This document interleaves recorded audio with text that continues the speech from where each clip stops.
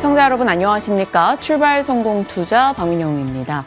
오늘 새벽 마감한 뉴욕 증시는 제롬 파월 연준 의장의 증시 고평가 발언 속에 하락 마감을 했습니다. 무엇보다 중요했었던 마이크론의 실적은 시간 외에서 예상을 상회했고요. 데이터 센터 부분의 사상 최대 실적 이야기에 올라가는 모습입니다. 다만 시간이 갈수록 상승폭은 조금씩 줄어들고 있습니다. 데이터 센터 관련한 뉴스 등이 많이 쏟아지고 있는데요. 국내에서는 엔비디아 고점은 차익 실현에 집중할지 아니면 데이터 센터와 마이크론의 실적에 집중할지 오늘 지켜봐야 될 것 같습니다. 각 섹터별 이야기들 살펴가면서 전략 챙겨보시죠. 뉴욕장의 분위기부터 확인합니다. 어제까지 끝없는 질주를 펼치는 것만 같았던 뉴욕 증시. 계속해서 달려갔으니까 한 번쯤 숨을 고를 때도 됐겠죠. 간밤에는 쉬어가는 흐름이 연출이 됐습니다. 장중의 이 변화 양상에 주목해볼 필요는 있겠는데요. 사실 특별한 호재는 없었음에도 불구하고 출발의 표정은 그래도 강세로 출발을 했었거든요. 보우먼 부의장이 연준의 노동시장 대응이 뒤처졌을 위험이 있다. 그러면서 금리 인하를 조금 더 빠른 페이스로 진행해야 될 수도 있다라는 이 가능성을 시사한 겁니다. 그러면서 장중까지는 그래도 괜찮았는데 문제는 파월 의장의 연설이 진행된 이후였습니다. 이 미국 시간으로 12시 35분경에 파월 의장이 연설을 시작했고요. 이를 계기로 본격적으로 하락으로 시장의 표정이 전환이 됐습니다. 파월 의장은 이 인플레이션에 대한 상방 리스크는 열려 있고 노동시장 하방 가능성 리스크는 열려 있다. 그러니까 지금 굉장히 이 두 가지 위험이 공존하는 어려운 상황에 놓여 있다라고 얘기를 하면서 스태그플레이션 위험성에 대한 경고를 하고 나섰습니다. 그리고 나서 질의응답이 진행되는 동안에 지금 어떤 매트릭으로 보더라도 주식시장이 상당히 고평가되어 있는 것만큼은 분명하다라는 이야기를 덧붙인 겁니다. 시장에서는 앞으로 금리 인하에 있어서 연준이 조금 신중한 스탠스를 취하려는 걸까? 이런 해석이 등장을 하게 되면서 결정적으로 낙폭을 벌리게 된 것이죠. 10년물 금리 3.7bp 하락세를 보였습니다. 그러니까 오늘 국채에 대한 매수세가 몰렸다라는 의미로 해석을 해볼 수가 있겠죠. 채권 가격이 올라가고 엔화가 상승하고 또 동시에 금 가격이 올라가는 안전자산 선호 현상이 두드러졌던 하루로도 평가를 해볼 수가 있겠습니다. 그리고 이 낙폭을 주도했던 종목을 보시면 그동안 많이 올랐던 AI와 빅테크주들 중심의 차익 실현 압박이 나타났었는데 어떤 종목들과 어떤 이슈들이 있었는지 지금부터 정리를 해보시죠. 일단 엔비디아의 2.8% 하락이 가장 부담스럽게 다가왔습니다. 사실 어제 오픈 AI에 1,000억 달러를 투자한다라는 발표가 전해지면서 주가 급등세가 두드러지기도 했었잖아요. 그런데 하루 사이에 이 같은 이슈를 바라보는 해석이 조금 바뀌고 있습니다. 특히 밤새 내내 CNBC의 메인 타이틀 헤드라인으로 걸려 있었던 기사가 이 오픈 AI와의 계약이 여러 부분에서 병목을 보이고 있다. 정말 야심차게 데이터 센터를 짓겠다고는 하는데 문제는 그 전력을 어떻게 충당할 것이냐라는 이 회의적인 시각이 제시되고 있다는 것이죠.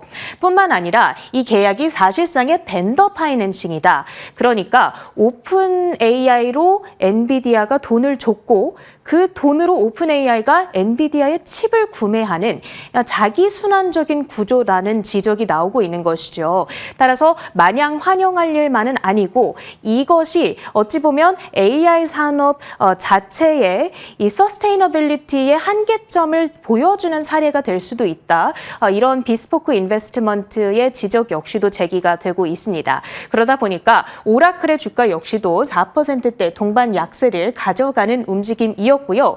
그래도 반도체 섹터 내에서 TSMC는 3.7%나 급등을 했습니다. 엔비디아와 오픈 AI 계약의 최대 수혜 기업이 될 거라는 평가들이 전해진 영향이었고요. 전반적으로 필라델피아 반도체 지수는 0.35% 쉬어갔다는 점도 체크해드립니다. 테슬라의 주가 1.9%의 하락 마감이었습니다. 사실 어제 파이퍼 샌들러와 여러 이 증권사들의 목표 주가 상향 소식이 긍정적인 영향을 주기도 했지만 장중에 파월 의장이 주식이 고평가되어 있다라는 발언을 내놓은 이후에 매물 소화 과정을 거쳤다고 볼 수가 있겠고요. 다만 리튬 주식들 가운데서 정규장에서는 7% 하락했던 리튬 아메리카스가 지금 시간의 거래에서 70%대나 급등을 하고 있거든요. 이 트럼프 행정부가 최대 10%의 지분을 확보하는 방안을 논의 중이다. 이런 소식이 들려온 영향이었습니다. 그러니까 리튬 산업에서도 점차적으로 이 미국 정부의 손길, 장악력이 확대될 수가 있겠구나. 이런 해석을 해봐야겠습니다. 팔란티어의 주가 1.8% 올랐습니다. 이 미국 재무부와 국세청의 업무를 현대화하는 것을 목표로 계약을 체결했다는 소식, 그와 더불어 뱅크 오브 아메리카의 목표가 상향 소식이 있었고요. 마지막으로 보잉의 경우에는 우즈베키스탄과 이 80억 달러의 항공기 공급 계약을 체결했다. 트럼프 대통령이 이 내용을 직접적으로 발표를 했습니다. 우즈베키스탄 항공 역사상 단일 계약으로는 최대 규모라고 하고요. 보잉의 주가 2% 뛰어오르는 모습. 그 밖에 업종별로 봤을 때에는 국제 유가가 이 나흘간의 약세를 꺾고 반등세를 보이자 에너지주들이 일제히 올랐다는 점도 특징적으로 포착해 볼 수 있겠고요. 그 밖에 움직임이 나왔던 섹터들을 정리해 보시죠. 오늘 전반적으로 AI와 전력망주들 어제까지 질주를 했다가 부담감에 쉬어가는 하루를 보냈습니다. 뉴스케일 파워가 특히 7%대로 약세가 두드러지는 양상. 비만 치료제 관련주들도 다 함께 빠졌습니다. 일라이릴리는 사실 이 텍사스주에 65억 달러 규모의 원료 제조 시설을 건설하겠다. 올해 예정된 4차례 발표 가운데 두 번째 발표가 간밤에 진행이 된 거고요. 이 제조시설에서는 경구용 비만약 중심으로 제조가 이루어질 것으로 현재 예상이 되고 있습니다. 다만 주가를 끌어내렸던 요인은 바로 이거죠. UBS 측에서 2030년 글로벌 GLP-1 매출의 예측치를 기존의 1,500억 달러에서 이제는 1,300억 원으로 내려잡았다라는 부분. 이에 따라 노보노디스크와 힘센허스 등 대표적인 종목들이 다 함께 밀렸습니다. 다만 미국 안에서 희망을 좀 가져볼 만한 부분은 양자 컴퓨터 테마가 되겠습니다. 아이온큐가 또 하나의 호재를 발표하면서 급등을 했거든요. 양자 인터넷 분야에서 우리가 중요한 이정표를 달성했습니다. 라는 이 프레스 공식을 올린 겁니다. 어떤 내용인가 보니까 이 양자 컴퓨터에 쓰이는 빛과 일반적인 인터넷망에 쓰이는 빛이 다른데 그래서 그동안은 이 둘을 연결하는 게 어려웠다라고 합니다. 그런데 아이온큐가 이를 전환시킬 수 있는 기술을 처음으로 개발해 성공을 한 거고요. 이에 따라서 일반적인 인터넷망, 그러니까 광섬유를 활용해서 이 멀리 떨어져 있는 양자 컴퓨터들을 앞으로는 서로 연결시킬 수가 있다는 겁니다. 제가 지금 굉장히 간소화시켜서 설명을 드렸습니다만 실제 조금 더 복잡한 기술이기 때문에 관심이 있으신 분들께서는 조금 들여다보시면 좋을 것 같은데요. 아이온큐의 주가는 4%대 급등을 하는가 하면 리게티와 디웨이브는 7%, 10%대의 급등으로 역시나 진행이 됐습니다. 마지막으로 애프터에서 실적을 전한 마이크론의 결과까지 요약을 해보도록 하겠습니다. 매출액 46% 뛰면서 113억 달러대로 발표가 됐습니다. 컨센서스를 안정적으로 웃도는 수준, EPS 역시도 3.03달러로 서프라이즈 수준으로 발표가 됐습니다. 이번에는 4분기 실적이었다 보니까 연간 실적도 함께 공개가 됐는데요. 연간 기준으로는 매출이 49% 성장, EPS는 538%의 고성장을 이뤄냈습니다. 무엇보다도 애프터마켓에서 주가 상승을 부추기고 있는 요인은 앞으로의 전망이 되겠습니다. 1분기 매출 전망치와 EPS 전망치 모두 이 가이던스의 하단, 컨센서스를 웃도는 가이던스 하단을 가리키고 있다라는 점이 인상적이고요. 특히나 지금 마이크론의 경우에는 HBM 시장에서는 아직 점유율이 낮지만 D램과 낸드라고 하는 동력을 기반으로 강력한 성장을 이뤄냈다라는 점이 전체적으로 돋보이는 성적이었다고 볼 수가 있겠습니다. 그 밖에 경영진 코멘트에서는 데이터 센터 사업에서 사상 최고 실적을 달성했다라는 하이라이트가 있었고요. HBM과 관련한 애프터에서 나왔던 코멘트들을 보시면 2030년 HBM TAM이 1,000억 달러에 도달할 것이다. HBM 비트 성장은 내년부터 해서 D램보다 빨라질 것이다. 그리고 역시나 내년 내년 HBM4로 전환이 예정되어 있다라는 언급들이 나왔습니다. 그러니까 국내 관련 기업들과의 경쟁 구도에서 이것이 시사하는 점이 어떤 것들이 있을 것인가 잠시 후 전문가와 함께 디테일하게 이야기를 나눠보시죠. 국내 증시의 투자 포인트들 어떤 것들이 있는지 민영 앵커 받아주시죠. 마이크론이 너무 잘 돼도 걱정, 또 못 돼도 걱정입니다. 업황적 측면과 경쟁자적 입장에서 고민이 되고 있는데요. 일단 마이크론의 실적이 오늘 반도체 쪽에는 힘을 좀 실어줬으면 하는 마음으로 어제장 이야기부터 풀어가겠습니다. 자, 코스피 0.5% 어제 상승했죠. 3,500선을 똑똑 두드렸으나 어제 돌파하지는 못했습니다. 그래도 반도체 대형주 등의 랠리 속에 일단 지수로는 0.5% 상승 마감을 기록했고요. 코스닥은 0.2% 소폭의 하락을 나타냈습니다. 자, 어제 섹터별 뉴스들 들여다보시죠.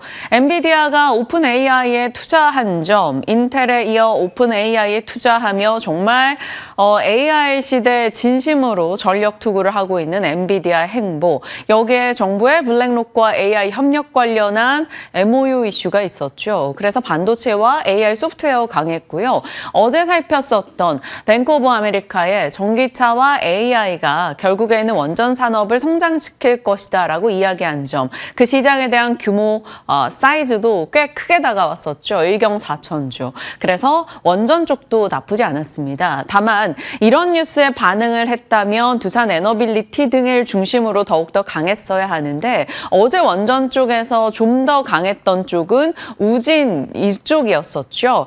단독 뉴스긴 합니다만 노후 원전 고리 2호기에 수명 연장 시 100억 원대 손실을 볼 수 있다. 그러니까 원자력 관련해서 수명 연장 심의가 바로 25일로 일정이 있기 때문에 어제 폐기물 쪽의 종목들이 조금은 더 강했던 것 같습니다. 그래서 우진이 15% 이상의 상승으로 거래를 마쳤죠. 어떤 뉴스에 반응하냐에 따라서 조금 빠른 대응을 항상 생각하시는 분들이라면 종목의 성격을 조금은 더 살펴보실 필요는 있습니다.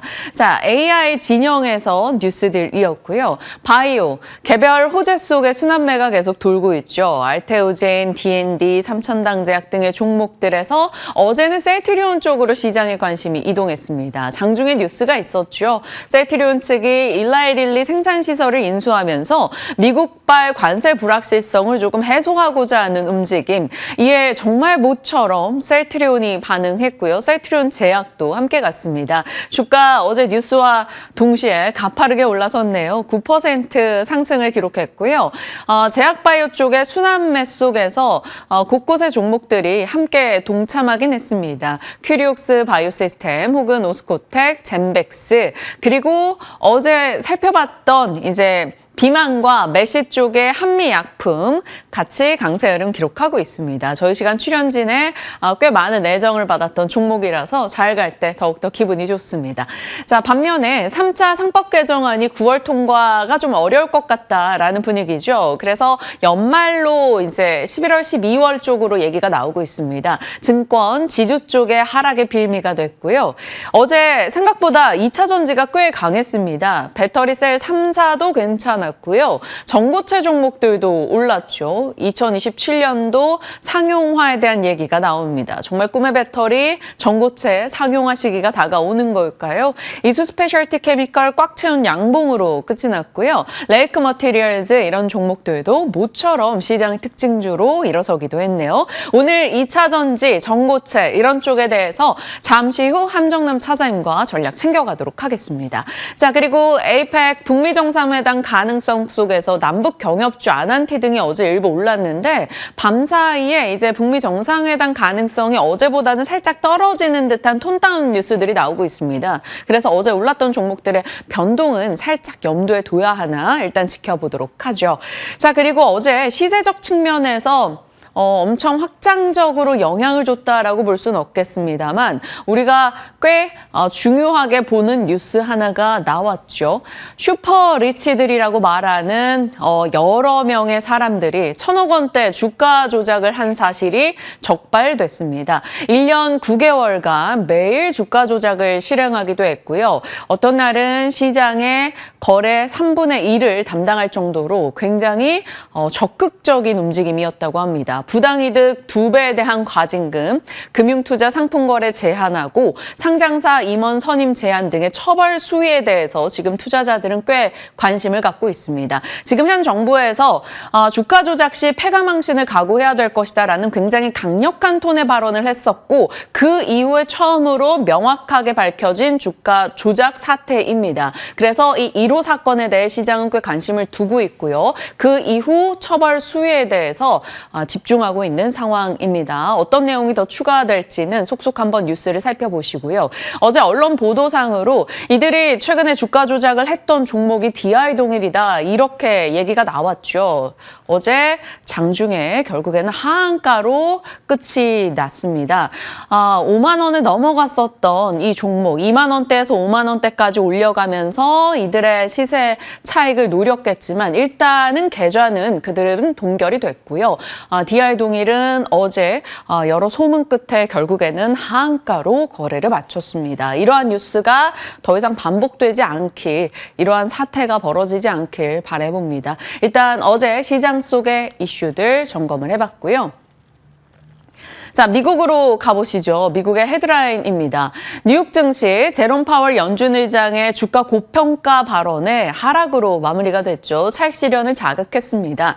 영향이 있었던 트럼프발 이슈로는 트럼프 기후위기는 사기다라는 점을 또 유엔 쪽의 연설에서 언급하면서 미국 태양광 종목들 하락했고요. 트럼프 행정부가 리튬 아메리카스 지분을 10% 취득할 예정이다라고 밝히면서 90%까지 시간 외에서 폭등하는 모습이 있었습니다. 이내 상승폭이 조금 줄기는 했습니다만 그래도 시간 외에서 리튬 아메리카스 등의 이런 종목들이 70%까지 올라가는 흐름입니다. 앨범알 등의 리튬주가 또 같이 따라가는 모습도 눈에 띄네요. 자, 반도체는 조정이었습니다. 엔비디아 차익 실현의 움직임이 살짝 있었고 화웨이 측에서 3년 안에 엔비디아 칩 성능을 따라잡을 것이다라고 얘기한 점, 그리 크게 신경 쓰지 않을 수도 있습니다만 그게 실현될지 여부를 모르기 때문에요. 그래도 일단은 엔비디아 차익 실현에 살짝 심리적 영향을 줬고요. 키뱅크 측에서 램리서치 투자 의견을 하향하면서 반도체에 살짝 조정이 나왔었습니다. 다만 시간 외에서 마이크론이 예상을 상회하는 서프라이즈 실적을 내놨죠. 데이터 센터 사상 최고 실적을 냈다라는 점, 앞으로 업황에 대해서 긍정적인 코멘트가 있었다라는 점에서 마이크론이 일단은 상승한 점은 국내장에 나쁘지 않습니다. 그리고 오픈 AI가 시간 외에서 데이터 센터 5개 개발 발표 이슈를 한 번 더 얘기하며 오라클 등의 종목들이 시간 외 상승을 나타냈죠. 그러니까 반도체 조정이 살짝 있었는데 일단 시간의 뉴스는 그것을 좀 만회시켜주는 내용들이었다. 이렇게 정리되겠습니다. 자, 군사적 긴장감은 고조됐죠. 트럼프 대통령이 우크라이나 원래 영토 회복도 가능하고 더 나아갈 수 있다라고 얘기했습니다. 러시아가 어지간히 지금 마음에 안 드는 모양새죠. 그러다 보니 이런 강경 발언이 있었고요. 나토 측에서도 러시아의 어떤 도발이든 모든 수단을 동원해서 억제하겠다라는 입장이었습니다. 이 때문일진 모르겠으나 일단 방위산업주들 주가 올랐고요. WTI 2% 상승으로 끝났습니다. 밤사이 에어로바이런먼트, 보잉 등의 종목들 같은 경우는 사실 개별 수주 이슈가 있었고요. 로키드 마틴이나 RTX 등의 종목들 비교적 시장 대비 선전한 채 거래를 마쳤네요. 자, 어제 이 시간에 양자 종목들이 하락하긴 했었는데 낙폭을 줄이면서 거래를 마쳤습니다. 라고 말씀을 드렸었죠. 어제 낙폭 축소에 힘을 받아가면서 아이온큐의 호재에 또 한 번 더 반응을 합니다. 양자 신호를 기존의 광섬유 인프라로 전달하는 데 성공했다라는 소식이 들려왔습니다. 심플하게 양자의 대중화 혹은 양자의 상용화에 조금은 더 한 발 다가갔다 이렇게 해석할 수 있는 내용이라고 하네요. 아이온큐, 리게트 컴퓨팅 등의 종목군들이 강했습니다. 그래서 양자 쪽 여전히 시세가 살아있다 이렇게 볼 수 있겠네요. 정리가 되셨을까요? 일단 뉴욕장은 하락이었고 마이크론 실적 괜찮았고 지정학적 불안에 방산 유가 올랐고 양자 쪽 괜찮았다 이렇게 내용 짚고 가겠습니다. 자, 이 내용 속에서 반도체 쪽 일정 부분 숨고르기가 나올 때 사실 어느 정도 이익을 챙겨야 될까를 많이들 고민하시는데 참 그 차익 실현이 어렵게 느껴지는 게 뉴스들이 온통 AI에 투자한다 이런 내용이 많기 때문입니다. 모건 스탠리가 2029년까지 데이터 센터 투자 3조 달러 투입을 할 것으로 전망이 됐다라는 내용이 있었고요. 절반이 건설, 나머지는 고가의 하드웨어, GPU 등이 되겠죠. 그리고 3조 달러면 프랑스 경제 규모와 맞먹는 수준이다. 그러니까 AI에 대한 엄청난 투자가 계속해서 집행이 될 것을 전망하고 있다라는 거죠. 물론 전력망이나 환경 문제나 혹은 AI 거품론에 대한 우려는 있지만요. 거기에다가 메타 CEO 마크 주커버그가 아마도 2028년까지 6천억 달러를 이쪽에 투자할 것이다 라고 밝혔습니다. 그래서 AI 투자 비용이 너무 지나치지 않느냐라는 우려감에 이런 답변을 했다고 하네요. 수천억 달러를 낭비하게 되는 매우 불안한 일이 될 수도 있겠지만 지금은 그것보다 AI 기술 개발에서 소외되는 반대 위험이 더 크다라고 언급하기도 했습니다. 결국에는 AI 투자가 계속 집행될 것임을 보는 거고요. 만약에 이것에 거품론에 동조하시는 분들이라면 AI 버블이 두려워서 주식을 좀 정리하는 쪽의 움직임을 보여야 하는 것이고 이 AI 투자에 일단 편승하고자 하는 분들이라면 미국, 일본, 유럽, 한국 등에서 AI 투자를 계속 집행하고 있으니까요. 그러니까 같이 AI 관련한 밸류체인에 계속적으로 관심을 둬야 한다라는 겁니다. 어떤 선택을 할지는 투자자의 몫이지만 정말 고민되는 시점인 것 같아요. 오늘 새벽 기준으로는 AI 밸류체인의 종목들, 전력, 원전 혹은 엔비디아 등이 하락했습니다. 물론 시간 외에서는 반도체 종목들 일부 상승으로 돌리고 있는 상황이긴 하죠. 자, 그래서 미국의 인프라 구축과 연관이 높은 한국 주식시장을 고려해 봤을 때 당연히 HBM 혹은 전력기기 쪽을 한 번 더 체크를 해둬야 되나 고민이 되는 시점입니다. 자, 차익 실현이 어려운 AI 진영에 대한 뉴스 살펴봤고요. 워낙 뉴스가 이쪽으로 많이 나온다라고 이야기 드렸는데요. 데이터 센터 관련해서도 내용이 쏟아졌죠. 오픈 AI가 스타게이트의 일환으로 5개 데이터 센터 개발 발표 이슈, 알려져 있던 내용을 조금 더 새롭게 강화해서 공식적으로 발표한 것이고요. 오라클 등의 종목이 시간 외에서 그래도 상승하고 있습니다. 장중에 한 4% 정도 빠졌다가 지금은 강보합권 정도로 반응을 보이고 있네요. 자, 그리고 마이크로소프트 측에서 울산에 AI 데이터 센터 건립을 검토하고 있다라는 뉴스도 나왔죠. 수조 원대 규모가 될 것으로 보입니다. 그래서 AI 밸류체인 관련해서 반도체를 제외하고 일단 정리를 해봤습니다. 반도체야 워낙 많이 말씀을 드려서요. MLB 쪽의 이스페타시스, SSD 모듈의 한양 디지텍, 비상발전기 GNC 에너지, ESS 쪽의 한중 NCS, SK 이터닉스, 그리고 광섬유 케이블, 냉가, 스마트 그리드, 소프트웨어, 그리고 전력단, 그 외 종목들 넣어봤습니다. 전력단에서는 이런 뉴스도 보이더라고요. 서해안 에너지 고속도로 이 대용량 변압기 기술 개발 참여 기업으로 4곳이 선정이 됐는데 효성중공업, HD현대엘렉, LX일렉, 일진전기이다라는 뉴스였습니다. 이러한 뉴스 속에서 시장의 방향이 어디로 향할지 지켜보시고요.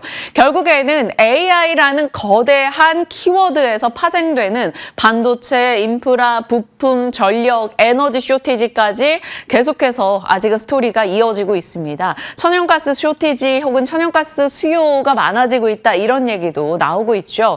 그래서 지정학적 불안과 맞물렸을 때 원유와 가스 쪽도 일단 단기적 관점에서는 트레이딩 시세가 있을지 보셔야겠습니다. 자, AI 투자가 늘어나면 늘어날수록 이에 맞춤해서 일단 투자의 낙수 효과를 받는 쪽에서는 생산을 대비할 수밖에 없을 텐데요. 기판 쪽에서도 그런 움직임이 나오고 있죠. 저희도 기판에 대한 얘기는 지속해서 말씀드리긴 했습니다만 일본의 이비덴이 설비 투자를 단행해서 2027년까지 FCBGA 기판의 생산량을 150% 늘리겠다라는 소식을 내놨습니다. 이비덴을 비롯해서 일부 기판사들이 FCBGA 비중 꽤 높죠. 한 60% 정도 차지하고 있습니다. 그리고 삼성전기와 LG이노텍도 이 시장에 지금 들어가 있는 상황인데요. 삼성전기 최근에 좋은 시세에 이어져 왔었고요. 어제장에서는 AI 랠리 속에 대형주 중심의 상승만 있었고 좀 차별화 흐름이 있었어요. 그래서 삼성전기는 소폭 내렸고요. LG이노텍은 애플의 이슈 속에 상승하긴 했습니다만 상승폭은 장중에 좀 줄이면서 거래를 마쳤습니다. 일단 기판 쪽의 뉴스, 앞서 데이터 센터로 봤을 때는 이수페타시스, MLB 기판, 그리고 FCBGA로 봤을 때는 삼성전기, LG이노텍, 대덕전자, 심텍 등을 체크할 수가 있겠죠. 만약에 이제 FCBGA 그 외 종목까지 보면 덕산, 하이메탈 등도 체크가 가능하겠습니다만 보통 이 기판 이슈가 정말 뜨겁지 않은 이상은 여기에서 이슈가 마무리된다. 이 정도 체크해 주시면 되겠습니다. 워낙 IT 디바이스에 대한 이야기부터 해서 AI 서버 이슈가 많이 나와서 기판주들도 시세를 괜찮게 내고 있었고요. 자, 불편한 호황이라는 타이틀로 방산과 드론을 넣어봤습니다. 밤사이 미국장에서 방위산업 주가들 시장 대비 선전했습니다. 막 시세가 급등으로 뜨거웠다 정도는 아닙니다만 지수 대비는 선전한 정도고요. 군사용 드론 업체들, 레드캣 홀딩스, 에어로바이런먼트 이런 종목들 강세였고요. UAM 기업입니다만 일단 드론 관련주로 같이 체크하는 조비에비에이션, 아처에비에이션 이런 쪽도 올라섰습니다. 보통 AI의 끝판왕이 로봇이고 AI의 끝판왕이 방산이다라는 얘기들 하시죠. 저희 시간에 함정남 차장님도 군사용 AI에 대한 얘기를 하셨던 바가 있었는데요. 러우 전쟁 이슈 이후에 군사용 드론에 대한 인지가 완전히 달라졌죠. 현대 전쟁의 양산을 바꿔놨습니다. 공격하는 군사용 드론, 그 드론을 막아서는 안티 드론, 이런 통신망, 네트워크, 시스템 이런 쪽에 시장이 꽤나 관심을 뒀었다가 조금 잠잠했었죠. 6월달 방송 내용인데요. 당시에 트럼프 행정부가 드론 관련해서 육성 행정명령을 했을 때였습니다. 러우 전쟁 드론의 활약을 봤는데 사상자 70% 이상이 드론으로 인해 발생했었다라는 것에서 이번 전쟁의 드론 역할이 꽤 컸다라는 것을 모두 다 아실 겁니다. 가성비 방산, 엄청난 대규모 전투기 이것보다 일단은 드론은 훨씬 더 적은 돈이 들다 보니 이쪽으로 시장은 효율성, 가성비, 속도 측면에서 주목을 했던 거죠. 그리고 무인 시스템이라는 점에서 조금은 더 편했을 겁니다. 그래서 드론 관련주들 모처럼 일단 뉴욕장에서 일부 종목의 시세가 있었기 때문에 체크해 보도록 하겠습니다. 보통 시장에서는 에이럭스 많이 꼽죠. 에이럭스, 제이시언 시스템 이런 쪽들 체크 보통 하고요. 네온테크나 아니면 제노코, 휴니드, MC넥스, 센서뷰 이런 쪽도 안티 드론, 무인 시스템 이런 쪽에서 네트워크 혹은 솔루션 이렇게 볼 수 있는 종목들입니다. 오늘 증권사 일부에서 제노코, 휴니드, MC넥스, 센서뷰 등에 대해서도 의견을 냈습니다. 목표가를 제시하진 않았습니다만 드론이라는 키워드 내에서 볼 수 있는 종목으로 같이 정리를 해봤으니까요. 참고해 주시길 바랍니다. 시장 속 이슈들 다뤄봤고요. 분위기 파악하러 가보시죠.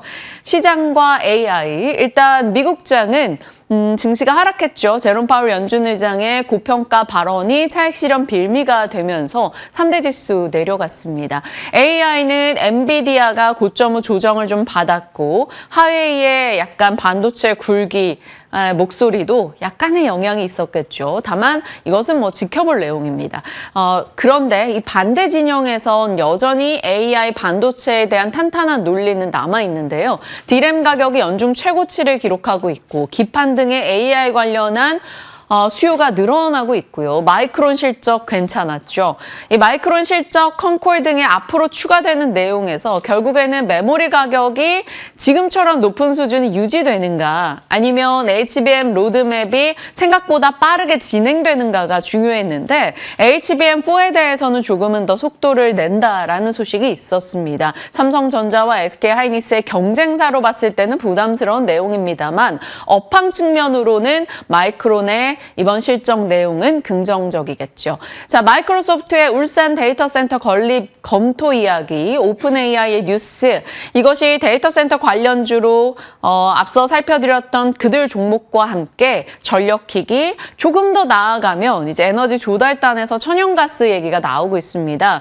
블랙록 등에서 이쪽에 관심을 두고 있다라는 내용들이 있더라고요. 그래서 일단 모처럼 에너지 쪽에 천연가스를 같이 넣어봤습니다. 업종 측면에서 뉴스들, 러우 전쟁이 정말 휴전의 길이 쉽지 않다라는 점, 그리고 미국이 이 가운데서 제대로 된 중재를 하기보다는 뭔가 여기저기 부추기고 있다라는 느낌, 결국 사라진 세계 경찰에 초점을 맞춰봤을 때 불편한 정세, 자주국방의 이야기는 나올 것이고 방산, 드론, 원유 쪽을 체크해봤습니다. 테슬라 로봇이 사람을 공격했었던 내용이 새롭게 또 재보도가 됐습니다. 과거에 있었던 일이긴 한데 그와 관련해서 소송이 어떻게 진행되고 있다더라 등의 내용이 추가가 돼서 로봇 쪽의 센티가 살짝 이걸로 흔들릴지 좀 지켜봐야 될 것 같습니다. 다만 로봇의 도입은 장기 트렌드라서 그 관심 또한 이어지겠죠. 자, 이렇게 시장에 대한 이슈들 정리를 해봤고요. 섹터 뉴스 들어가 보겠습니다. 미나 앵커 오늘 어느 쪽입니까? 네, 이번에는 AI 소프트웨어 종목들 준비를 해봤습니다. 전일 AI 소프트웨어 관련주들의 주가가 와일드하게 상승했는데요. 그 안에서도 이제 중소형단의 움직임이 활발하게 나타났습니다. 전일 주가 상승률 함께 체크해 보시죠. 보시면 마음AI가 전일장 13%대 강세를 나타냈고요. 그 외적으로 보시더라도 뭐 셀바스 AI가 3%대, 그리고 폴라리스 AI는 12%대까지 상승 탄력을 받아 나가는 모습 기록이 됐습니다. 그리고 어제 이제 의료 AI 쪽도 뭐 주목을 받기는 했는데 큰 주목은 아니었지만 뷰노 같은 경우에는 1.7%의 상승 흐름을 나타내면서 전반적으로 온기가 확산이 됐다라는 점을 살펴볼 수가 있었는데요. 지금 AI가 또 한 번 시장에서 주목을 많이 받고 있는 만큼 다시 소프트웨어 쪽을 공략해봐도 괜찮은 것일지 많은 분들 궁금해하실 것 같고, 그리고 AI 버블론도 자꾸 등장을 하는 마당에 정말 안전한 투자처가 될 수 있을 것인가, 이러한 부분들도 많이 궁금해하실 것 같습니다. 우선 SK증권에서는 AI 섹터에 대해서 전반적으로 긍정적인 평가를 제시했는데요. AI 고점은 아직 오지 않았다라고 말을 했고, 이번에 우리나라에서도 여러 가지 소식이 많았잖아요. 뭐 정부에서도 AI 쪽을 강조하고 또 지원을 해주겠다라는 소식도 있었고, 블랙록의 투자 소식까지 이어지고 있는 상황 속에서 한국의 2026년 예산안에도 AI 관련 투자를 집중적으로 투자할 계획이기 때문에 시너지 효과가 날 것이다라는 것이 SK증권의 코멘트이기도 했습니다. 그래서 조금 더 흥미로워지는 시장이기도 하고, 그래서 투자자들의 입장에서는 더 큰 관심이 생기는 시점인 거죠. 자, 트민여와 트민남, 트렌드에 민감한 여자와 남자를 뜻하는데요. 지금 AI 트렌드는 어떻게 형성이 되고 있는 것일까 궁금하시죠? 이건 이제 대신증권에서 5월 달에 발행을 했던 리포트입니다. 그리고 그 안에 세부적인 내용을 들여다보면 이제 이 소프트웨어 시장이 어떻게 흘러갈 것인가에 대해서 자세하게 지필이 되어 있었는데요. B2B AI 소프트웨어를 일단 강조하고 있었고, 그 시장을 들여다보면 이제 기업용 사스 솔루션이 생성형 AI 기술로 대체가 될 것이고, 궁극적인 목표는 결국 AI 에이전트의 발전으로 이어지게 될 것이다 라는 점이 큰 흐름이라고 살펴보시면 되겠습니다. 그리고 투자 전략을 어떻게 세워보면 될지에 대해서도 조명이 되어 있었는데, 우선 AI 투자 트렌드를 살펴본다면 AI 인프라 그리고 하드웨어 시장이 먼저 반응을 할 것이고, 그 다음이 글로벌 AI 소프트웨어 기업들, 그리고 마지막이 국내에 있는 AI 소프트웨어 순서로 이렇게 시장의 주목을 받을 것이라는 예측을 전달한 바 있습니다. 그래서 국내에서 내가 만약에 기업을 고른다면 안정적인 AI 매출처를 확보하고 있는 기업, 그리고 거기서 그치는 것이 아니라 추가적인 성장 모멘텀을 보유하고 있는 업체들을 주목해 보자면 내면서 셀버스 AI를 대신증권 픽으로 제시하기도 했는데요.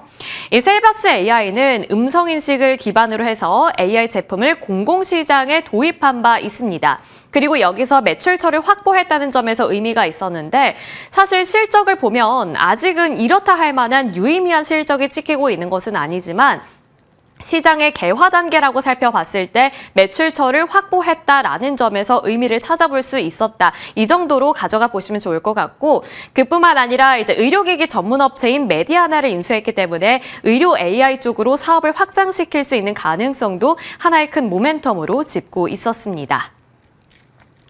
이어서 기업용 AI 에이전트 살펴볼 텐데요.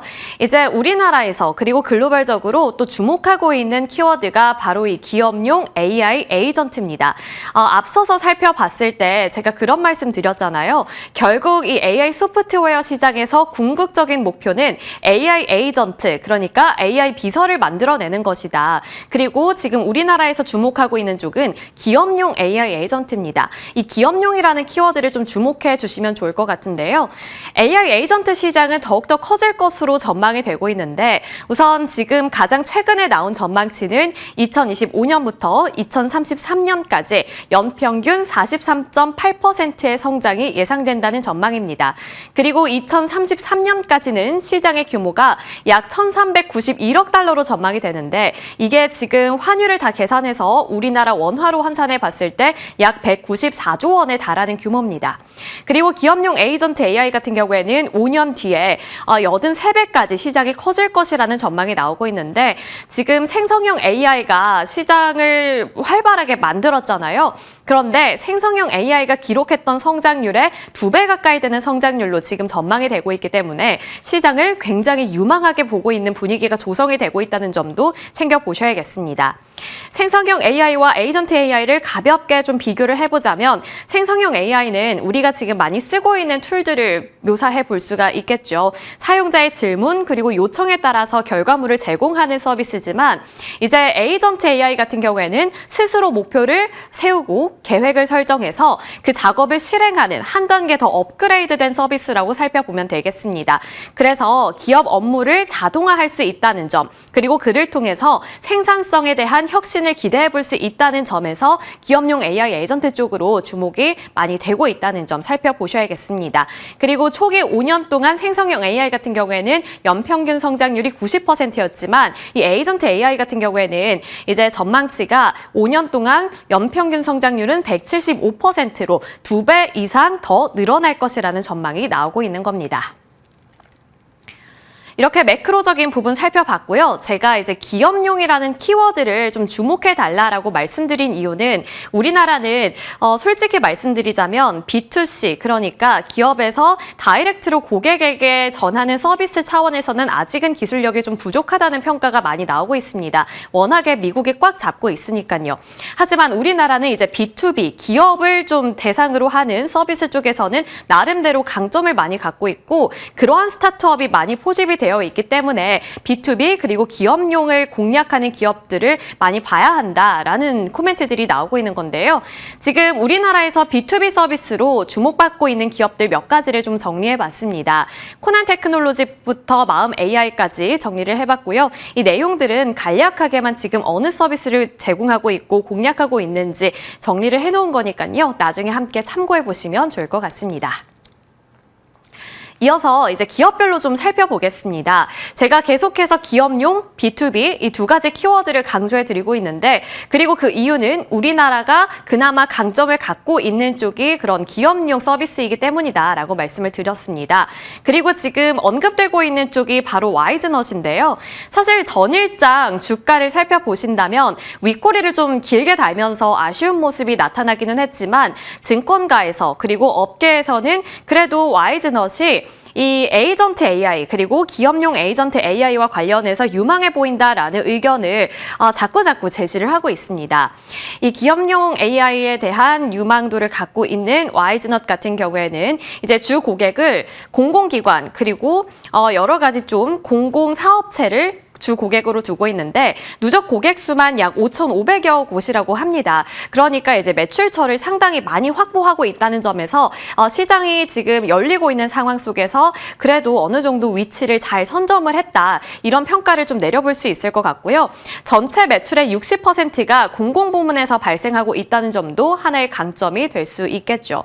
그리고 와이즈넛의 매출 형태별 비중을 살펴보시면 아직까지는 이제 뭐 클라우드 챗봇이라든지 광고 관련 매출이 가장 많고 AI 에이전트가 가장 적은 비중이기는 하지만 이제 뭐 정부 정책이라든지 여러 가지 투자설이 나오고 그리고 진짜로 투자를 받게 될 경우에는 흐름이 그쪽으로 많이 방향을 택하게 되면서 시장이 개화되며 이쪽 와이즈넛의 매출 비중도 늘어나지 않을까에 대한 기대감이 나오고 있는 겁니다. 이러한 부분들도 참고해 보시면 좋을 것 같고요.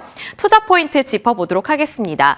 5가지 정도 나오고 있는데 우선 증권가 그리고 업계 전문가들은 2025년이 와이즈넛의 성장 원년이 될 것이라고 입을 모아 얘기하고 있습니다. 지금 검색이라든지 챗봇 사업 이쪽이 가장 큰 매출처라고 했잖아요. 이게 이제는 캐시카우로 자리매김을 하게 될 것이고 여기에 AI 에이전트가 올해 신성장 동력으로 함께 시너지 효과를 낸다면 매출액은 더 성장할 것이다 라고 짚고 있는 거였습니다. 그리고 하반기부터는 공공기관을 중심으로 AI 에이전트 부문의 수요가 증가할 것이라는 기대감이 유입되고 있는 상황이고요. 그리고 3분기 말 수주 잔고는 대형 프로젝트 수주를 통해서 2분기 말 대비 증가할 가능성이 전망되고 있다는 점도 참고해 봐야겠습니다.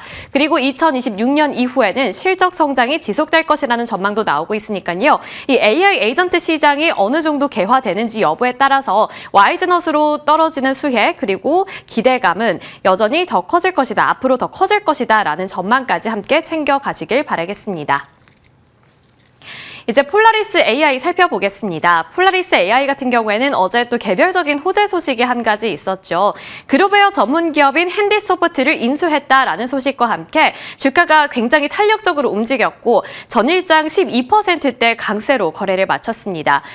지금 인수하겠다고 밝힌 핸디소프트 같은 경우에는 공공부문, 금융, 교육, 의료 등 주요 산업군 1,300여 개 기업 그리고 기관이 포집이 되어 있는데 그 기업과 기관들을 모두 다 자기의 고객사로 확보하고 있는 만큼 매출에 대한 안정성을 갖고 있는 기업을 인수했다. 그리고 그러한 부분들은 당연히 좋은 거겠죠. 그래서 시장의 기대감도 높아지고 있다고 볼 수 있는 거고요. 폴라리스 AI의 기존 강점은 이제 폴라리스 오피스라는 서비스로 B2C 시장에서 강점을 갖고 있었다는 점인데 이번 인수를 통해서 공공기관 그리고 기업을 대상으로 또 시장을 확장할 수 있을 것이라는 기대감이 하나의 큰 투자 모멘텀으로 짚히고 있는 상황입니다. 그리고 이제 국내를 넘어서서 만약에 이렇게 기업용 B2B 서비스를 공략하게 된다면 아무래도 원격 근무라든지 조금 더 워라밸을 중요시하는 북미 그리고 유럽 시장에서도 수요가 늘어나게 될 것이고 그러한 북미라든지 유럽 시장을 공략하면서 시장을 확장시킬 수 있을 것이라는 기대감이 한층 더 강화되고 있는 분위기입니다. 그리고 증권가에서도 긍정적인 코멘트 제시를 했는데요. 이제 폴라리스 AI 같은 경우에는 단순 문서 편집 툴을 넘어서 통합 업무 생태계를 구축하게 된 것이다라는 코멘트가 나오고 있었고 이번 폴라리스 AI 주가 상승은 단순 이 인수 효과, 그러니까 이슈에 따라 잠깐 반응하는 주가 상승이 아니라 사업 확장성에 대한 기대감을 반영한 주가 상승이기 때문에 좀 더 지켜볼 가치가 있지 않을까 이러한 점들을 짚어내고 있었습니다. 그리고 정부에서도 이 디지털 전환 정책을 강화하려는 움직임이 나타나고 있기 때문에 이 폴라리스 AI의 시도가 조금 더 자리를 굳히게 될 것인가에 대한 기대감을 키워보자라는 의견도 살펴볼 수 있습니다. 마음 AI입니다. 이제 마음 AI 같은 경우에는 기관 투자자들이 최근 11거래일 연속으로 매수하고 있기 때문에 한번 준비를 해봤는데요. 마음 AI는 이제 AI 기술을 기반으로 음성 인식 그리고 챗봇 솔루션을 개발하는 데 주력하고 있는 기업이라고 보시면 되겠습니다. 인터넷 없이 음성 인식이 가능하고 응답이 가능하기 때문에 조금 더 실시간으로 빠르게 대응할 수 있다는 점에서 강점을 갖고 있고요. 고객 서비스, 비즈니스 자동화, 의료 상담 등에 활용이 되고 있기 때문에 역시나 기업을 공략하고 있다는 점에서 시장이 커지면 커질수록 입지를 다질 수 있다라는 기대감 살펴볼 수가 있습니다. 그리고 마음 AI 같은 경우에는 퀄컴과 협업한 바 있는데요. 수다라는 서비스를 함께 개발했기 때문에 이에 대한 기대감도 더욱더 커지고 있고 정부 과제를 수주했던 경험을 갖고 있기 때문에 이제 정부 국책 과제라든지 그러한 이슈가 나올 때 마음 AI가 한 번 더 튀어오를 수 있다는 점도 가능성 정도로 한번 챙겨가 보시면 좋을 것 같습니다. 그리고 전일장에서도 마음 AI 주가가 13%대로 굉장히 강력하게 움직였다는 점, 그리고 나머지 기업들은 윗꼬리를 달고 있는 모습이 나타났지만 마음 AI 같은 경우에는 아랫꼬리를 달면서 거래를 마쳤기 때문에 이 부분도 주목해 보시길 바라겠습니다. 오늘 좀 이제 종목들을 많이 준비를 했는데 카카오 한번 넣어봤습니다. 카카오는 이제 오늘 아침에 따끈따끈한 리포트가 나왔는데요. 대신증권에서 카카오톡의 AI 서비스를 강조하는 리포트를 발행했습니다. 그리고 목표 주가는 86,000원으로 상향했는데 이제 카카오톡이 개편을 한다는 소식을 전했습니다. 어제 사실 정규장에서는 큰 반응이 없었고 오히려 주가는 하락했는데 지금 대신증권에서는 주가를 올려잡은 건데요. 카카오톡 같은 경우에는 이번 개편을 통해서 챗 GPT를 품고 대변신을 만들어내겠다라고 밝힌 상황이죠. 그래서 이런 효과가 정말 긍정적인 효과로 이어질 수 있을 것인가가 관건이 될 텐데 우선 대신증권에서는 어쨌든 좋은 전망을 내놓은 것으로 보입니다. 카카오톡에서 이제 한국의 AI 에이전트가 본격적으로 시작이 될 것이라고 봤고 카카오만의 방대한 생태계에 새로운 기능이 추가된다면 AI 에이전트 성장 기반이 마련되는 꼴이다. 이렇게 좀 논리를 쌓아내고 있었습니다. 그리고 2026년 AI 에이전트를 활용해서 분산되어 있는 카카오 생태계를 통합할 수 있을 것이라는 점도 전망을 했고요. 2027년에는 카카오 외부 서비스까지 AI 에이전트의 활용 범위를 확장시켜서 사업을 좀 더 다변화하고 강화할 것이라는 예측과 전망이 나오고 있습니다. 그리고 이러한 AI 도입을 통해서 2026년 톡비즈 매출은 2조 8,316원으로 책정을 했는데 이는 전년 대비 26%가량 성장한 전망치라고 살펴보면 되겠습니다. 따라서 주가가 어제 같은 경우에는 내리면서 마감을 했지만 이번 이 챗 GPT 소식이 다시 한번 촉매제가 되어서 주가를 들어 올릴 수 있을지 함께 눈여겨보시면 좋을 것 같고 이제 정부 정책 그리고 투자에 대한 이벤트들 그리고 이슈들이 꾸준히 나오는 만큼 소프트웨어주들의 주가가 탄력을 받을 수 있을 것인가 저희와 함께 알아보시길 바라겠습니다.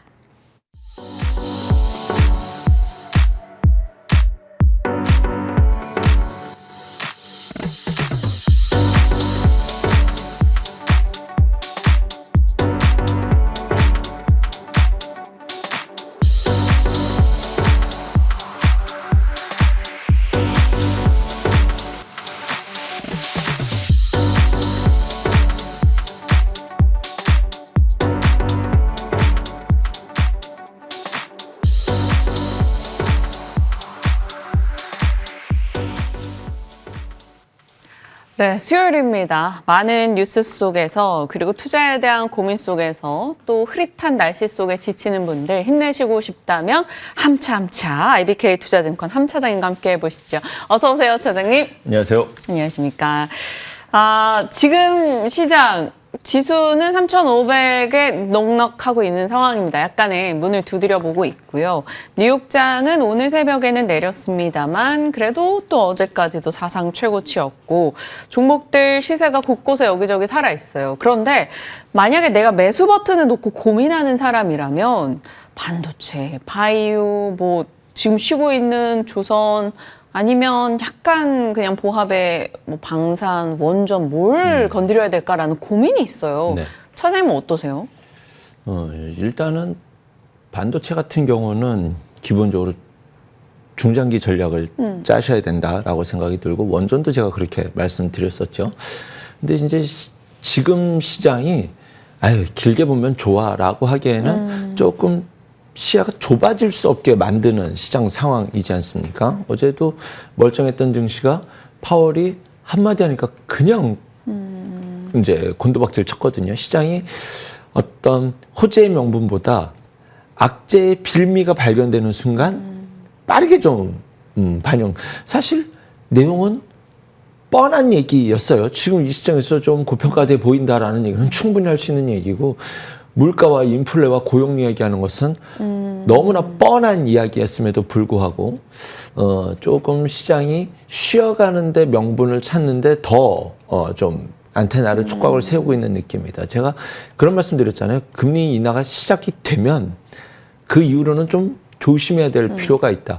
실질적으로 우리 지수가 멀쩡한 것 같지만 어제도 코스피를 보면 상승 종목이 270개, 하락 종목이 601개였거든요. 네. 코스닥도 500대 1000으로 하락 종목이 압도적으로 높은 시장이라서 장은 좋아 보이지만 내가 거기에 대해서 얼마만큼 편승할 수 있느냐는 쉽지 않은 장이고 실질적으로 이번에 최근 매수도 거래대금도 대부분 삼성전자 하이닉스에 집중되어 있기 때문에 그리고 여기에서 지금 개인 투자자들은 매도하고 있는 상황이잖아요. 그래서 철저하게 삼성전자, SK하이닉스는 외국인의 손에 달려있다는 것을 전제로 두어야 될 것이고 우리는 좋아한 것들은 다 좋은데 다 저 꼭대기에 가 있어요. 맞아요. 어제 시가가 좀 그랬습니다.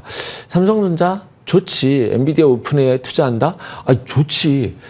아, 여기까지 올라왔는데 이 갭을 만든다? 라는 것은 조금 여기서 갭 상승을 만들어가는 것은 조금 부담스러운 위치와 개인 투자자들이 전부 다 매물벽이 쌓여있는 일제히 쌓여있는 가격이기 때문에 어제 음봉이 오히려 자연스러웠다라고 생각이 들고 어제 아침에 바이오도 좀 그랬어요. 너무 오반데? 라는 느낌이 조금 빨리 수익을 현실화시키고 싶은 어떤 과잉의 투심이 어제 오후엔 좀 나타나지 않았나라는 생각이 듭니다. 그래서 제가 이번 주 월요일에 좀 무의미한 말이어서 하면 안 되지만 그래도 했던 것이 기술적 대응이라고 말씀드렸잖아요. 그래서 너무 뇌화부동하는 매매하지 마시고 지금 시장이 보면 아랫단에서 움직이는 종목들이 더 주가가 좀 잘 가는 모습이 보여집니다. 이번 시장의 대장 중에 하나가 저는 삼성전기라고 보는데 오랫동안 못 갔다가 이번에 네. 좀 굉장히 좋은 시세를 보여주고 있죠. LG노텍도 나 이번은 달라. 조금 이런 주가 흐름이 나오고 있고 바이오주도 다 좋다 하지만 제가 다음 종목에서의 기회를 찾으라고 말씀드렸던 종목이 한미약품인데 지금 탄력도가 만만치 않죠. 맞아요. 그리고 미국 증시도 그래요. 엔비디아는 좋긴 좋지만 상당히 무거운 템포가 있는 반면 오히려 바닥에서 올라가는 테슬라가 대단한 호재가 없음에도 불구하고 조금 탄력적으로 움직이고 있고 그 외에 시야를 넓히더라도 뭐 어제 빅테크들은 일제히 빠졌지만 그거 대비해서 지수 자체는 덜 빠졌다는 느낌이거든요. 그러면 빅테크는 빠졌지만 그 외의 선에서는 그렇게 나쁘지 않았다라는 점을 염두에 두신다고 한다면 지금부터 추석 연휴 전까지는 좀 단기성 테마 트레이딩에서 윗꼬리들이 나올 수 있음을 좀 염두에 두시는 전략을 여전히 유효하다라고 말씀드리겠습니다. 네, 말씀하신 대로 참 좋은 분위기 속에서 종목들의 탄력이 생각보다 빠르게 너무나 좋았었고 후발 주자들인 삼성전기, 한미약품, 반도체, IT 진영 그리고 바이오 진영의 후발 때까지도 참 좋은 시세가 나고 있는데 추석 전까지는 조금 단기성 트레이딩 좀 더 활발할 것으로 보셨고요. 천천히 편안하게 투자할 수 있는 투자처 찾기에 조금 더 집중해 봐야 된다 이렇게 주셨습니다. 그래서일까요? 오늘 자동차 쪽에 대한 얘기 해주신다고 네. 들었습니다. 자동차도 궁금하고 2차 전지도 궁금하고 어제 또 반가웠던 전고체도 궁금합니다. 네네. 어느 쪽으로 초점 맞추실까요? 현대차의 지금 현재 주가의 기술적 위치는 아주 예민한 자리입니다. 저기서 오늘 푹 음봉이 떨어지면 아이쿠야 이제 이럴 수 있죠. 그래서 지금 단기적인 뷰를 말씀드리는 것이 아니라 삼성전자가 5만 원, 4천 원에서 이렇게 오르락 내리락 할 때 그냥 지금이 바닥 논리는 됩니다. 성장 논리 엔비디아 퀄텀가가 언제 나올지는 모르겠습니다만 지금 여기가 바닥 논리를 대서 말할 수 있을 만한 상황은 됩니다. 그리고 자동차가 약간 좀 방어적인 성격의 움직임을 최근에 가져갔었거든요. 어쨌든 참 자동차가 방어적이라고 말하는 것이 제 입술이 부끄럽네요, 진짜.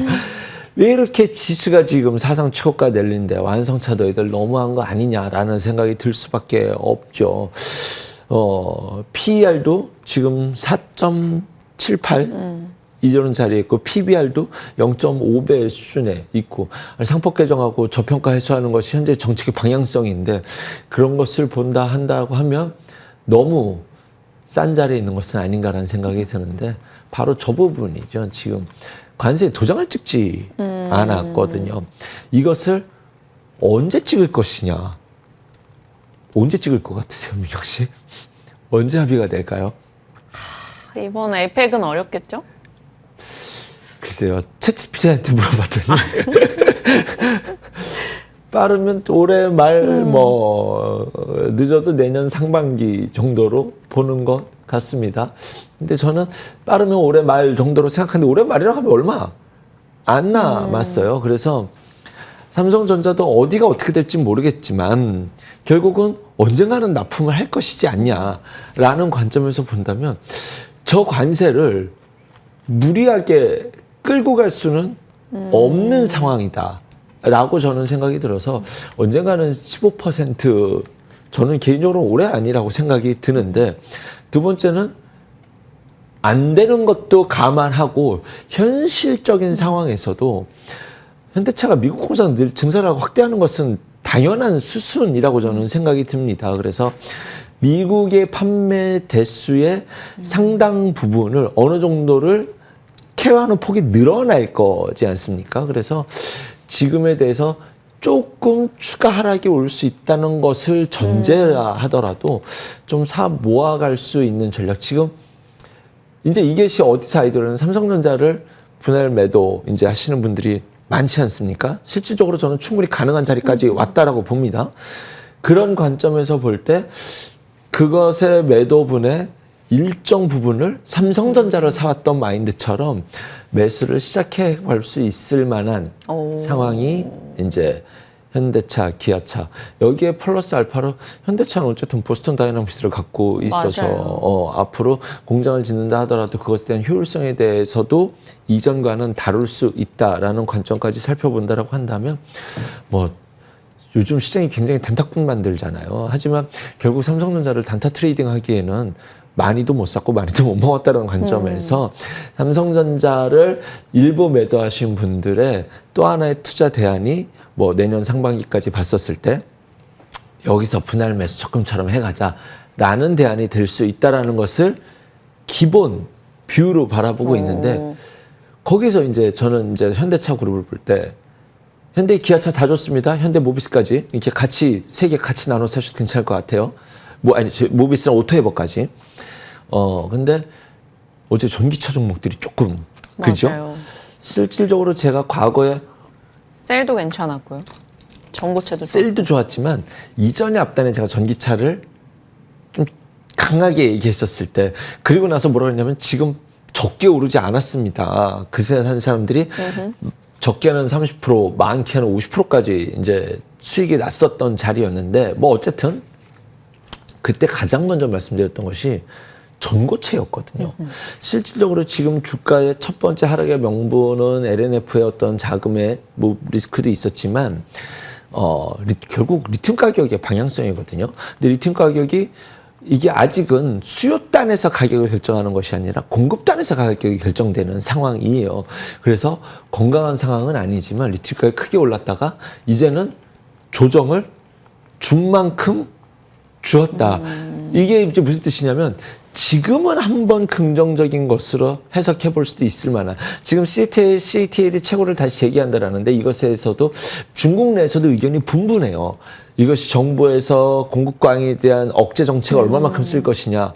이거 효력 없다랑 아니다 방향은 뚜렷한데 그렇다고 해서 지금 리튬을 생산 안 할 수는 없는 상황 아니냐라는 것이 의견이 분분한 상황 속에서 리튬 가격으로 봤었을 때 지금 접근하는 것이 오히려 부담은 없을 수 있는 상황 속에서 전고체, 전 이차전지에서 가장 앞단에 둬야 될 것은 전고체라고 생각을 하거든요. 전고체라는 것이 아이디어를 얻는 것은 전기차에서도 중요하지만 앞으로 로봇 시장이 커가는 과정에서 로봇도 충전을 해야 되잖아요. 근데 로봇 충전할 때 배터리. 그렇죠. 3시간 일하고 5시간 충전하면 로봇을 쓸 이유가 없죠. 그죠? 그렇기 때문에 그런 관점에서 가장 휴머노이드 로봇의 핵심이 이제 전고체 배터리가 얼마만큼 와주냐는 건데, 이것에 대한 대장은 우리나라의 이제 대형주 안에서는 삼성 SDI고, 그 당시에도 가장 먼저 말씀드린 것이 이스펠트 케미컬인데, 이것이 이 종목이 미국 시장을 바라보고 있는 종목이구나라고 느꼈습니다. 전 시장 통틀어서 전고체를 볼 때는 일단은 솔리드 파워를 봐야 되거든요. 근데 솔리드 파워가 지금 괜찮은 자리에 좀 의미 있는 시그널들이 등장했다라는 관점에서 보고, 테슬라가 바닥을 다져가고 고개를 들고 있었다는 상황에서 본다라고 한다면, 전고체 종목들은 가장 앞단에 두고, 그 다음에 뭐 양극재, 연극재도 빠지고 나서 바닥은 다져가고 있다라는 생각이 듭니다. 시장이 코스닥이 랠리를 갈 때 반도체와 바이오가 시속 게임을 했는데, 네. 지금은 조금 올라온 만큼 올라와서 손이 썩 나가기가 쉽지 않아요. 그래서 바이오는 이제는 종목, 개별 종목화돼서 아랫단으로 눈을 돌려셔도 충분히 기회가 있을 것이라는 생각이 들고, 이제 여기서 2차 전지가 거기에 견줄 수 있을 만한 한 가지의 대안은 아직은 아니죠. 하지만 여기서는 바닥은 다져줄 수 있을 만한 코스닥 지수의 에너지이다라는 관점에서 본다면 전고체는 눈여겨보실 수 있을 거라는 생각이 듭니다. 뭐 말씀드린 것처럼 이스펠트 케미칼이 저는 전고체의 대장이라고 생각하는데, 뭐 배터리형 항화 리튬을 생산한다는 기업이고요. 레이크 머티리얼즈라는 종목이 있습니다. 반도체, 태양광, LED에 들어가는 초순도 유기 금속 화합물 생산하는 회사인데요. 이 자회사 레이크 테크놀로지가 전고체 전해질 원료를 생산해내고 있는 기업이죠. 세 번째는 CIS인데요. 전고체 전지 소재 공정 기술의 첨단 장비 개발하는 기업으로 보시면 될 것 같습니다.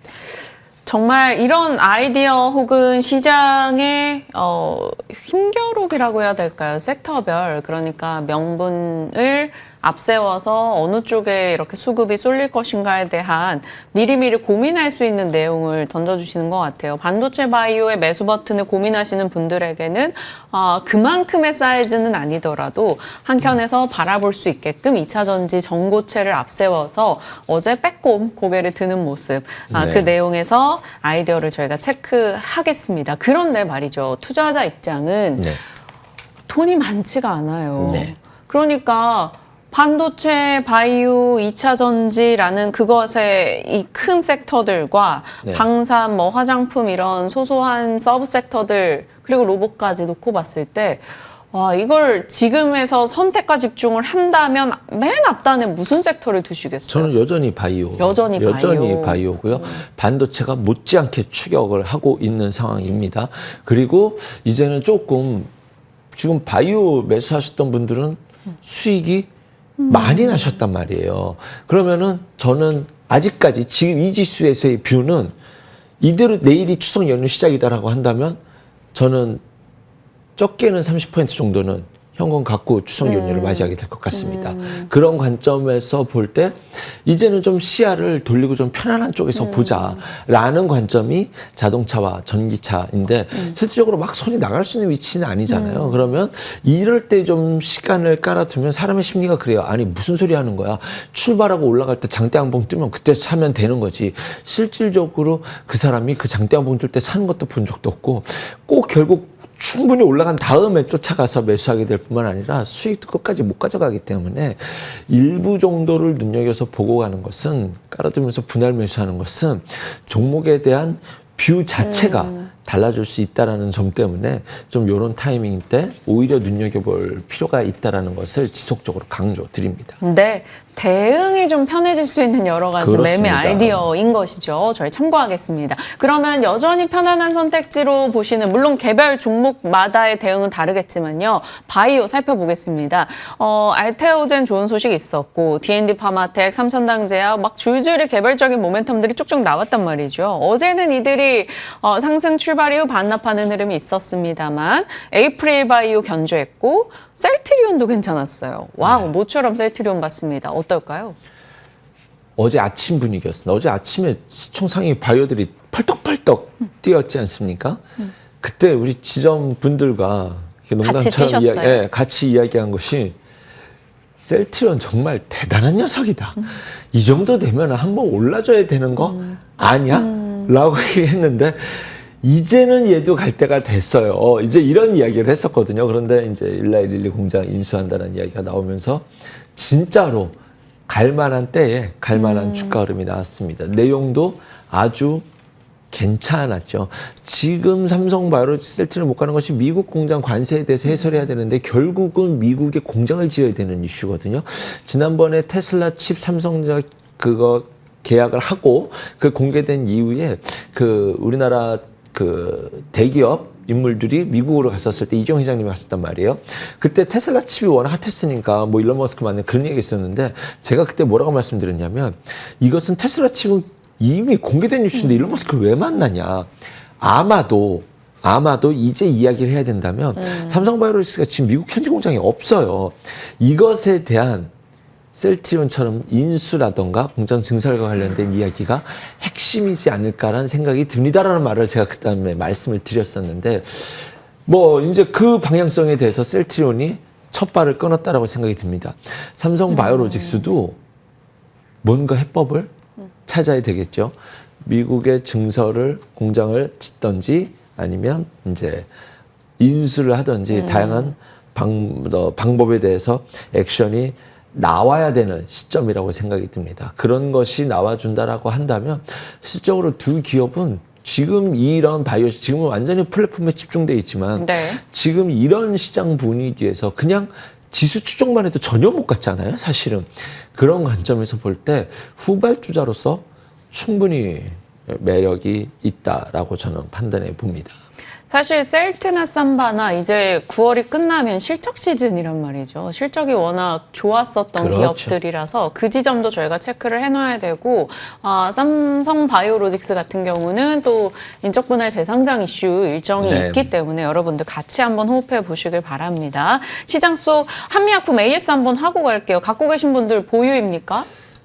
솔직히 본심 말씀드릴게요. 너무 좋아요. 9월 말까지 단타를 쳐야 된댔잖아요.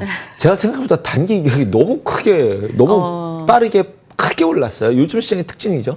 그러면 뭐 이럴 때는 일부 조금 고맙습니다 하고 한번 챙겨보는 것도 네.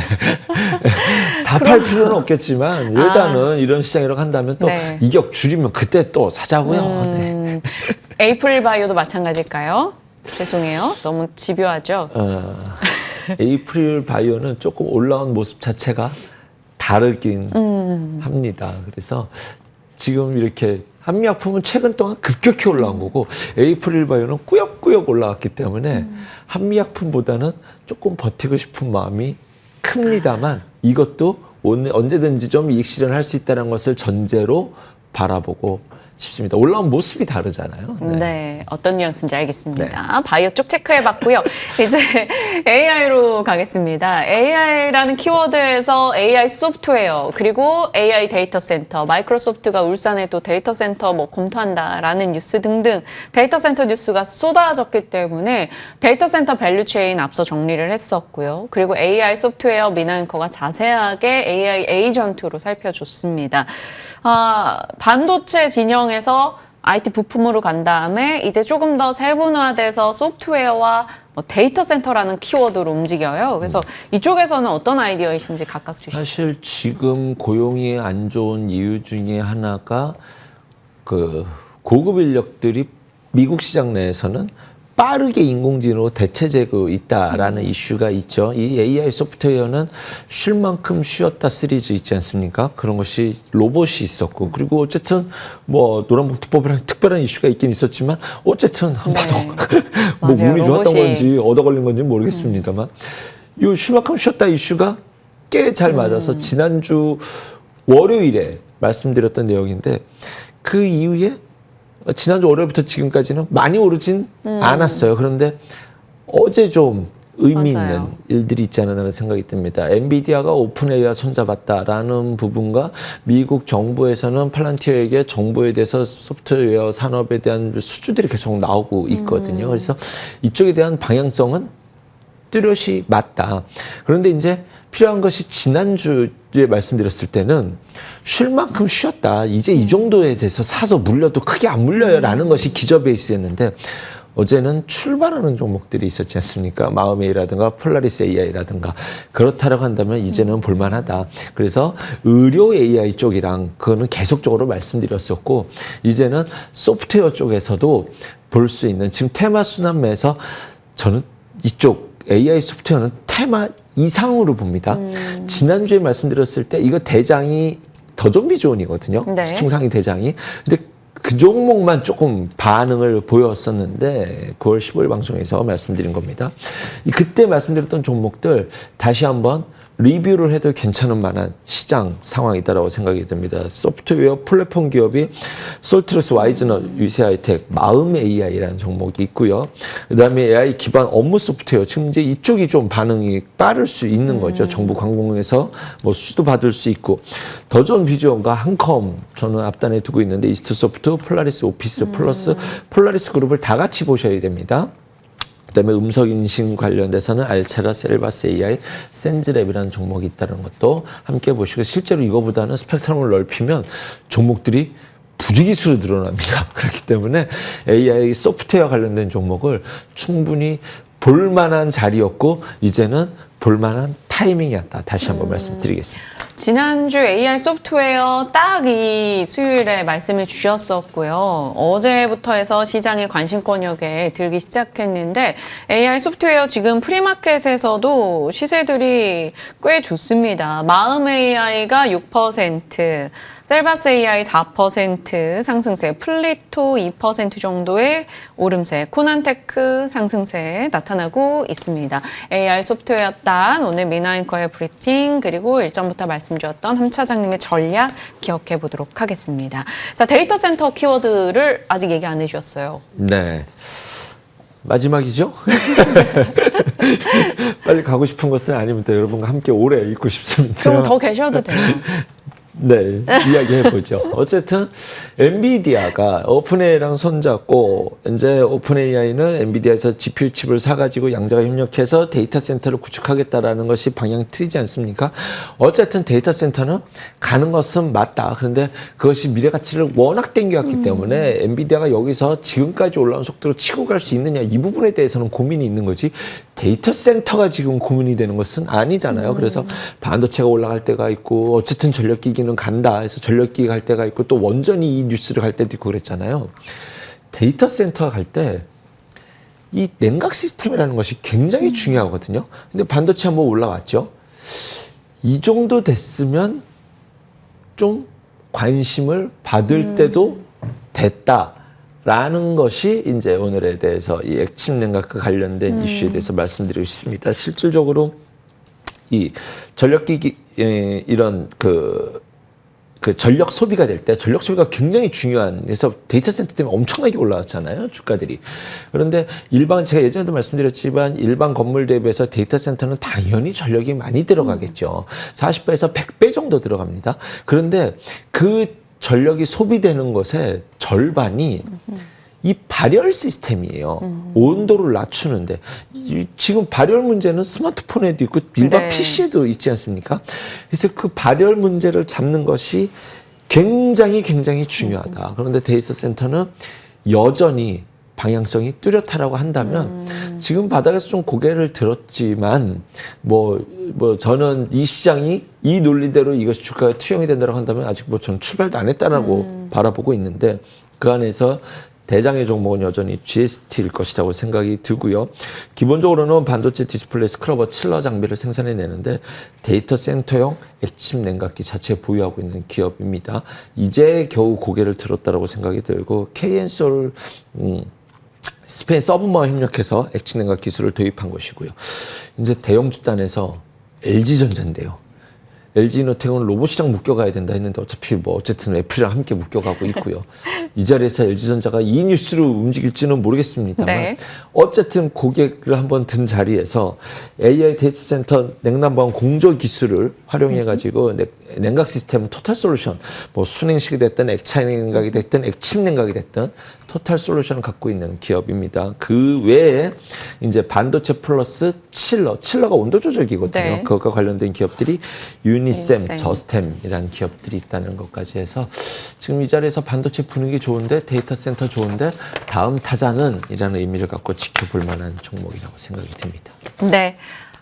주요 섹터와 시장 명절 전에 어떤 전략을 짜봐야 될 것인가를 함께 고민해봤습니다. 여러분에게 많은 도움이 되셨으리라 믿습니다. IBK 투자증권 함정난 차장과 함께했네요. 고맙습니다. 감사합니다.